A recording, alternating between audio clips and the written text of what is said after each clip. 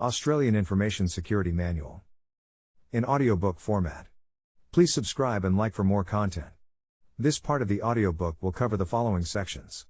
Guidelines for system hardening. Operating system hardening. Application hardening. Authentication hardening. Virtualization hardening. Part 10. Let's begin. Guidelines for system hardening. Operating system hardening. Operating system selection. When selecting operating systems, it is important that an organization preferences vendors that have demonstrated a commitment to secure by design principles, secure programming practices, and maintaining the security of their products. This will assist not only with reducing the potential number of security vulnerabilities in operating systems, but also increasing the likelihood that timely patches, updates, or vendor mitigations will be released to remediate any security vulnerabilities that are found. Security control. Operating systems are chosen from vendors that have made a commitment to secure by design principles, secure programming practices, and maintaining the security of their products. Operating system releases and versions. Newer releases of operating systems often introduce improvements in security functionality. This can make it more difficult for an adversary to craft reliable exploits for security vulnerabilities they discover. Using older releases of operating systems, especially those no longer supported by vendors, may expose an organization to security vulnerabilities or exploitation techniques that have since been mitigated. In addition, 64-bit versions of operating systems support additional security functionality that 32-bit versions do not. Security control. The latest release, or the previous release, of operating systems are used for other ICT equipment. Security control. Where supported, 64-bit versions of operating systems are used for workstations, servers, network devices, and other ICT equipment. Standard operating environments. Allowing users to set up, configure, and maintain their own workstations and servers can result in an inconsistent operating environment. Such operating environments may assist an adversary in gaining an initial foothold on networks due to the higher likelihood of poorly configured or maintained workstations and servers. Conversely, a standard operating environment, SOE, is designed to facilitate a standardized and consistent operating environment within an organization. When SOEs are obtained from third parties, such as service providers, there are additional cyber supply chain risks that should be considered, such as the accidental or deliberate inclusion of malicious code or configurations. To reduce the likelihood of such occurrences, an organization should endeavor to obtain their SOEs from trusted third parties while also scanning them for malicious code and configurations. As operating environments naturally change over time, such as patches or updates are applied, configurations are changed, and applications are added or removed, it is essential that SOEs are reviewed and updated at least annually to ensure that an up-to-date baseline is maintained. Security control. SOEs are used for workstations and servers. Security control. SOEs provided by third parties are scanned for malicious code and configurations. Security control. SOEs are reviewed and updated at least annually. Hardening operating system configurations. When operating systems are deployed in their default state, it can lead to an insecure operating environment that may allow an adversary to gain an initial foothold on networks. Many configuration settings exist within operating systems to allow them to be configured in a secure state in order to minimize this security risk. As such, the Australian Cyber Security Centre, ACSC, and vendors often produce guidance to assist in hardening the configuration of operating systems.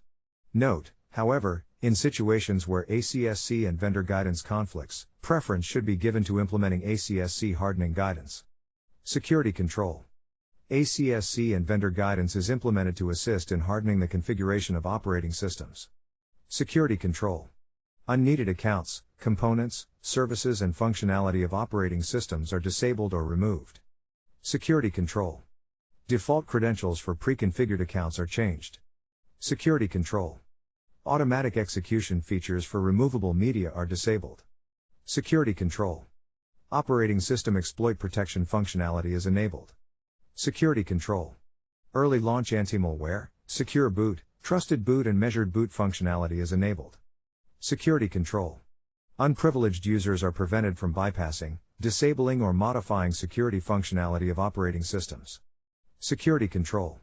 Unprivileged users are prevented from running script execution engines, including Windows Script Host, script.exe and script.exe, PowerShell, PowerShell.exe, PowerShell_IS.exe and PWSH.exe, Command Prompt, CMD.exe, Windows Management Instrumentation, WMIC.exe.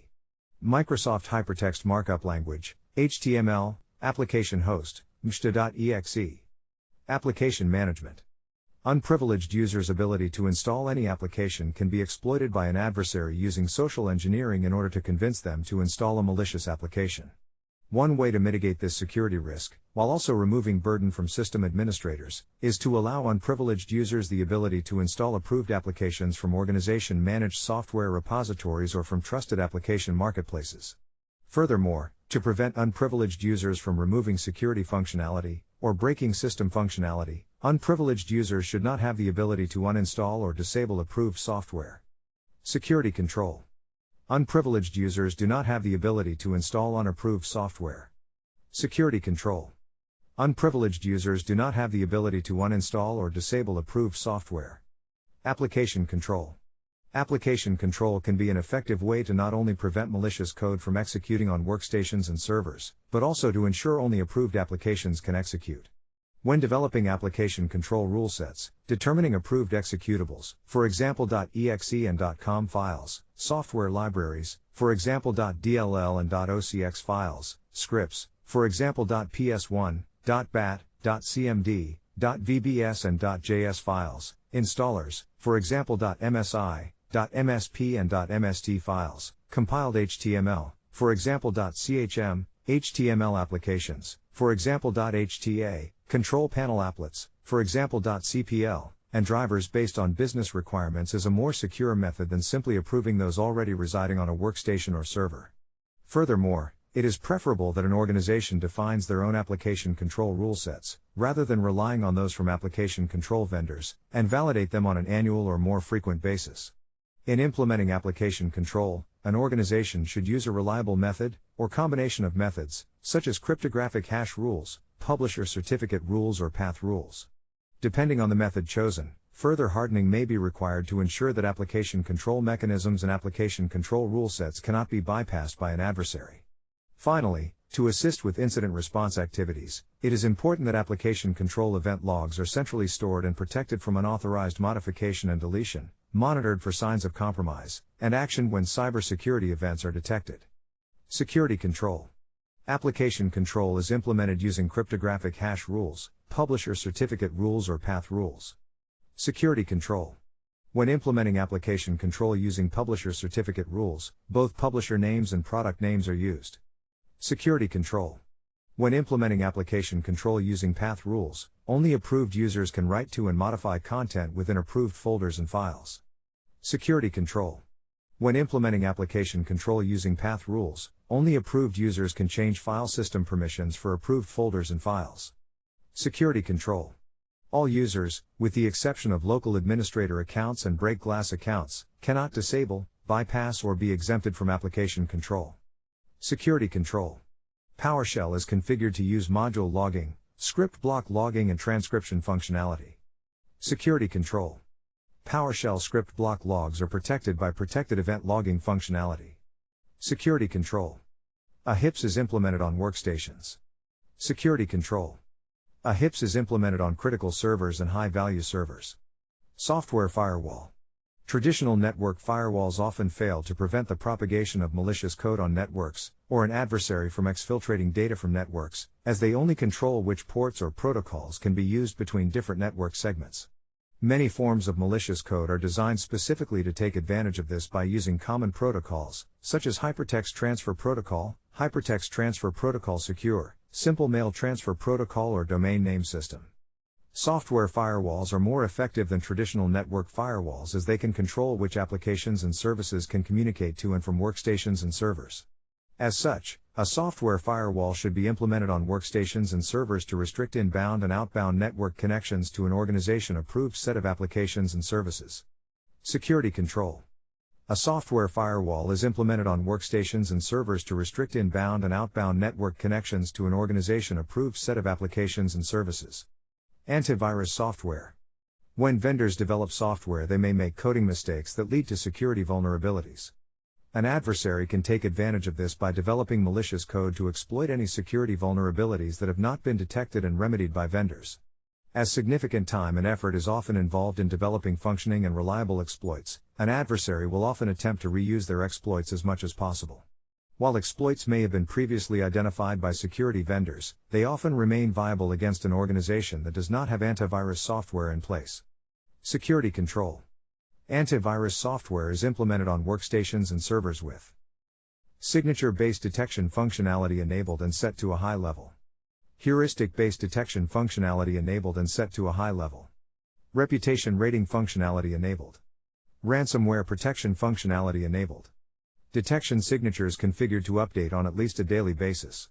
Regular scanning configured for all fixed disks and removable media. Device access control software. Device access control software can be used to prevent removable media and mobile devices from connecting to workstations and servers via external communication interfaces. This can assist in preventing the introduction of malicious code or the exfiltration of data by an adversary. In addition, an adversary can connect to locked workstations and servers via external communication interfaces that allow direct memory access, DMA. In doing so, the adversary can gain access to encryption keys in memory or write malicious code to memory. The best defense against this security risk is to disable access to external communication interfaces that allow DMA, such as FireWire, ExpressCard and Thunderbolt. Security control. If there is no business requirement for reading from removable media and devices, such functionality is disabled via the use of device access control software or by disabling external communication interfaces. Security control. If there is no business requirement for writing to removable media and devices, such functionality is disabled via the use of device access control software or by disabling external communication interfaces. Security control. External communication interfaces that allow DMA are disabled. Operating system event logging. Certain operating system events can assist in monitoring the security posture of operating systems, detecting malicious behavior and contributing to investigations following cybersecurity incidents. In doing so, operating system event logs should be centrally stored and protected from unauthorized modification and deletion, monitored for signs of compromise, and actioned when cybersecurity events are detected. Security control. The following events are logged for operating systems. Application and operating system crashes and error messages. Changes to security policies and system configurations. Successful user logons and logoffs, failed user logons and account lockouts. Failures, restarts and changes to important processes and services. Requests to access internet resources. Security product related events. System startups and shutdowns. Security control. Operating system event logs are centrally stored and protected from unauthorized modification and deletion, monitored for signs of compromise, and actioned when cybersecurity events are detected. Application hardening. Application selection. When selecting applications, it is important that an organization preferences vendors that have demonstrated a commitment to secure by design principles, secure programming practices and maintaining the security of their products. This will assist not only with reducing the potential number of security vulnerabilities in applications, but also increasing the likelihood that timely patches, updates or vendor mitigations will be released to remediate any security vulnerabilities that are found. Security control. Applications are chosen from vendors that have made a commitment to secure by design principles, secure programming practices and maintaining the security of their products. Application releases. Newer releases of applications often introduce improvements in security functionality. This can make it more difficult for an adversary to craft reliable exploits for security vulnerabilities they discover. Using older releases of applications, especially those no longer supported by vendors, may expose an organization to security vulnerabilities or exploitation techniques that have since been mitigated. This is particularly important for Office productivity suites, web browsers and their extensions, email clients, portable document format, PDF, software, and security products, as well as web server applications and other internet-accessible server applications. Security control. The latest release of Office productivity suites, web browsers and their extensions, email clients, PDF software, and security products are used. Security control. The latest release of web server applications, and other internet-accessible server applications, are used. Hardening application configurations. When applications are deployed in their default state, it can lead to an insecure operating environment that may allow an adversary to gain an initial foothold on networks. This can be especially risky for Office productivity suites, web browsers, email clients, PDF software and security products, as such applications are routinely targeted for exploitation. Many configuration settings exist within such applications to allow them to be configured in a secure state in order to minimize this security risk. As such, the ACSC and vendors often produce guidance to assist in hardening the configuration of such applications. Note, however, in situations where ACSC and vendor guidance conflicts, preference should be given to implementing ACSC hardening guidance. Security control. Unneeded components, services and functionality of Office productivity suites, web browsers, email clients, PDF software and security products are disabled or removed. Security control. Add-ons, extensions and plugins for Office productivity suites, web browsers, email clients, PDF software and security products are restricted to an organization-approved set. Security control. Microsoft's attack surface reduction rules are implemented. Security control. Office productivity suite, email client and security product security settings cannot be changed by users. Microsoft Office macros.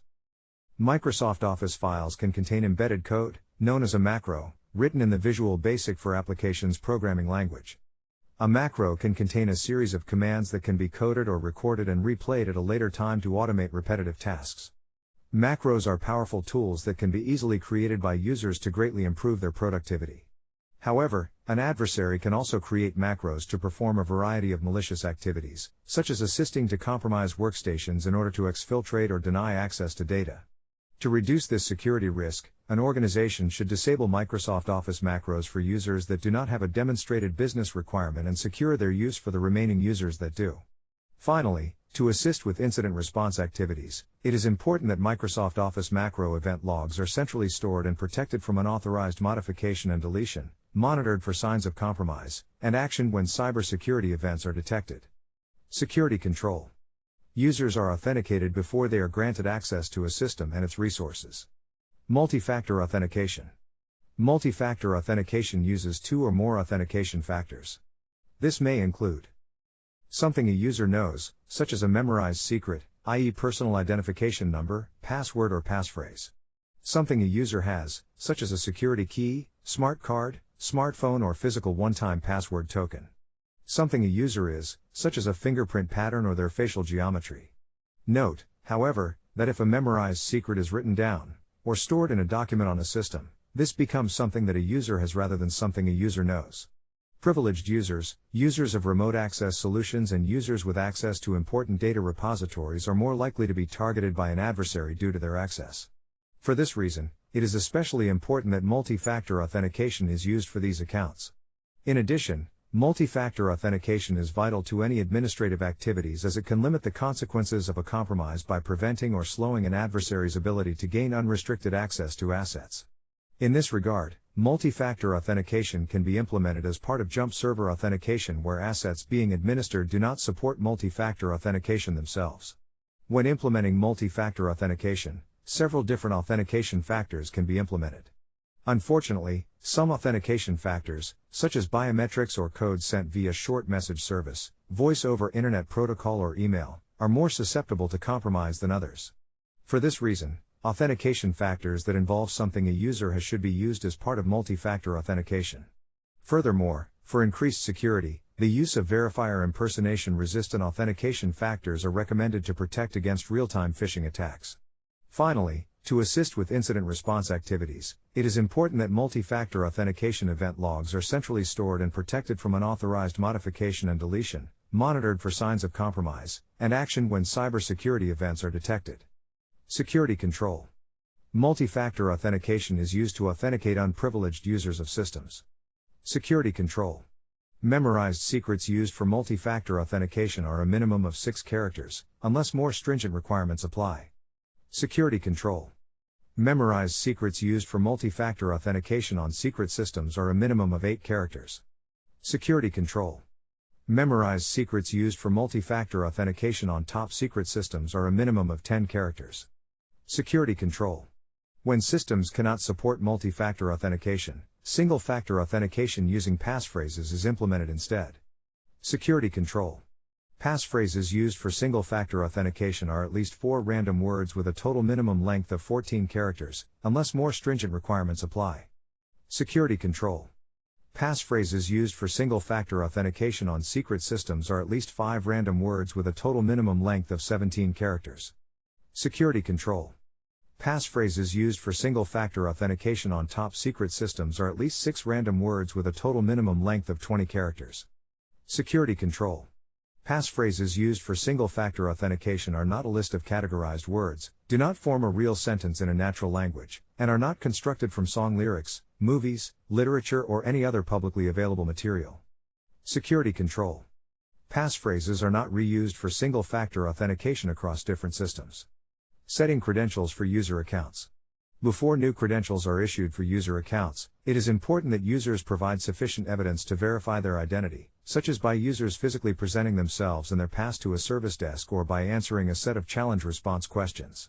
Following the verification of user identity, credentials should be randomly generated and provided to users via a secure communications channel or, if not possible, split into 2 parts with one part provided to users and the other part provided to supervisors.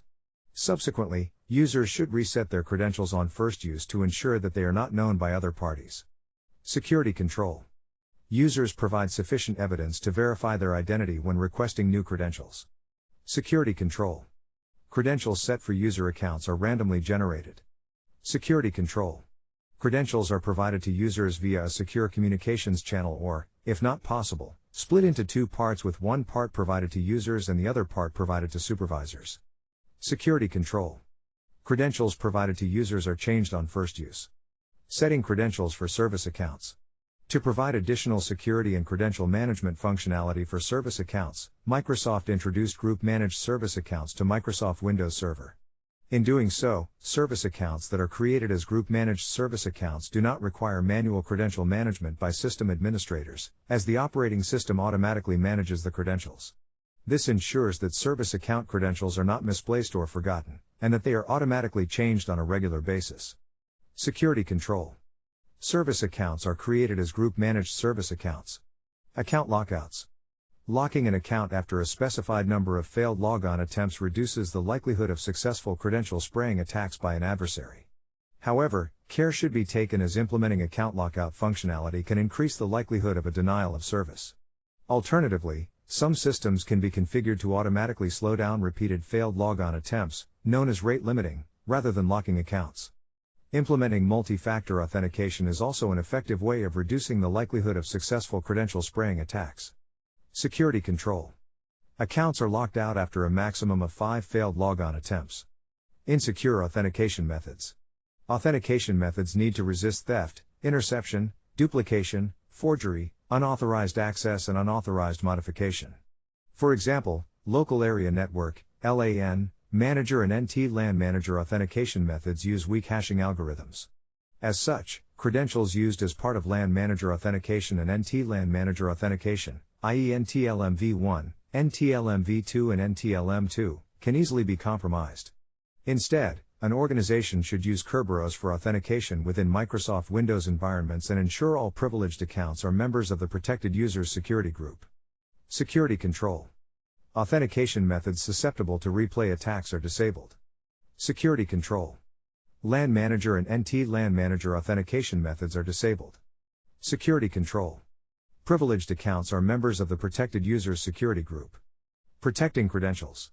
When local administrator accounts use common usernames and credentials, it can allow an adversary that compromises credentials on one workstation or server to easily compromise other workstations and servers. As such, it is critical that credentials for local administrator accounts and service accounts are unique, unpredictable and managed. Storing physical credentials with a system, such as security keys, smart cards, one-time password tokens and written down memorized secrets, increases the likelihood of an adversary gaining access to the system. For example, when passphrases are written down and stuck to a computer monitor, smart cards are left on desks or security keys are left in laptop bags. Furthermore, obscuring credentials as they are entered into systems can assist in protecting them against screen scrapers and shoulder surfers. If storing credentials on a system, sufficient protection should be implemented to prevent them from being compromised. For example, credentials can be stored in a password manager or hardware security module, while credentials stored in a database should be hashed, salted and stretched. In addition, Windows Defender Credential Guard and Windows Defender Remote Credential Guard can be enabled to provide additional protection for credentials. When using Microsoft Windows systems, cached credentials are stored in the Security Accounts Manager database and can allow a user to log on to a workstation they have previously logged on to even if the domain is not available. Whilst this functionality may be desirable from an availability perspective, this functionality can be abused by an adversary who can retrieve these cached credentials. To reduce this security risk, cached credentials should be limited to only one previous logon. Security control. Physical credentials are stored separately from systems to which they grant access. Security control. Credentials are obscured as they are entered into systems. Security control. Credentials stored on systems are protected by a password manager, a hardware security module, or by hashing, salting and stretching them before storage within a database. Security control. Cached credentials are limited to one previous logon. Security control. Credentials are changed if they are directly compromised. They are suspected of being compromised. They appear in an online data breach database. They are discovered stored on networks in the clear. They are discovered being transferred across networks in the clear. Membership of a shared account changes. They have not been changed in the past 12 months. Session termination. Implementing measures to automatically terminate user sessions and reboot workstations outside of business hours, after an appropriate period of inactivity, can assist in both system maintenance activities as well as removing an adversary that may have compromised a system but failed to gain persistence. Security control. Outside of business hours, after an appropriate period of inactivity, user sessions are automatically terminated and workstations are rebooted. Session and screen locking. Session and screen locking prevents unauthorized access to a system which a user has already authenticated to. Security control. Systems are configured with a session or screen lock that activates after a maximum of 15 minutes of user inactivity, or if manually activated by users. Conceals all session content on the screen. Ensures that the screen does not enter a power-saving state before the session or screen lock is activated. Requires users to re-authenticate to unlock the session. Denies users the ability to disable the session or screen locking mechanism. Logon banner. Displaying a logon banner to users before access is granted to a system reminds them of their security responsibilities. Logon banners may cover topics such as the sensitivity or classification of the system, access to the system being restricted to authorized users, acceptable usage and security policies for the system, an agreement to abide by acceptable usage and security policies for the system, legal ramifications of violating acceptable usage and security policies for the system, details of any monitoring activities for the system. Security control. Systems have a logon banner that requires users to acknowledge and accept their security responsibilities before access is granted. Security control. Legal advice is sought on the exact wording of logon banners. Virtualization hardening. Containerization. Containers allow for versatile deployment of systems and, in doing so, should be treated the same as any other system. However, security controls in a containerized environment may take a different form when compared to other types of systems. For example, patching the operating system of a workstation may be performed differently to ensuring that a patched image is used for a container. However, the principle is the same. In general, the same security risks that apply to non-containerized systems will likely apply to containerized systems. Functional separation between computing environments. Physical servers often use a software-based isolation mechanism to share their hardware among multiple computing environments. In doing so, a computing environment could consist of an entire operating system installed in a virtual machine where the isolation mechanism is a hypervisor, such as cloud services providing infrastructure as a service, or alternatively, a computing environment could consist of an application which uses the shared kernel of the underlying operating system of the physical server where the isolation mechanism is an application container or application sandbox, such as cloud services providing platform as a service. Note, however, the logical separation of data within a single application, such as cloud services providing software as a service, is not considered to be the same as multiple computing environments. An adversary who has compromised a single computing environment, or who legitimately controls a single computing environment, might exploit a misconfiguration or security vulnerability in the isolation mechanism to compromise other computing environments on the same physical server or compromise the underlying operating system of the physical server. As such, it is important that additional security controls are implemented when a software-based isolation mechanism is used to share a physical server's hardware. Security control. When using a software-based isolation mechanism to share a physical server's hardware, the isolation mechanism is from a vendor that has made a commitment to secure by design principles, secure programming practices and maintaining the security of their products. Security control. When using a software-based isolation mechanism to share a physical server's hardware, the configuration of the isolation mechanism is hardened by removing unneeded functionality and restricting access to the administrative interface used to manage the isolation mechanism. Security control. When using a software-based isolation mechanism to share a physical server's hardware, the underlying operating system is hardened. Security control. When using a software-based isolation mechanism to share a physical server's hardware, patches, updates or vendor mitigations for security vulnerabilities are applied to the isolation mechanism and underlying operating system in a timely manner. Security control. When using a software-based isolation mechanism to share a physical server's hardware, integrity and log monitoring are performed for the isolation mechanism and underlying operating system in a timely manner. Security control. When using a software-based isolation mechanism to share a physical server's hardware for secret or top-secret computing environments, the physical server and all computing environments are of the same classification and belong to the same security domain. This is the end of Part 10. Please subscribe and like for more content. More parts will continue.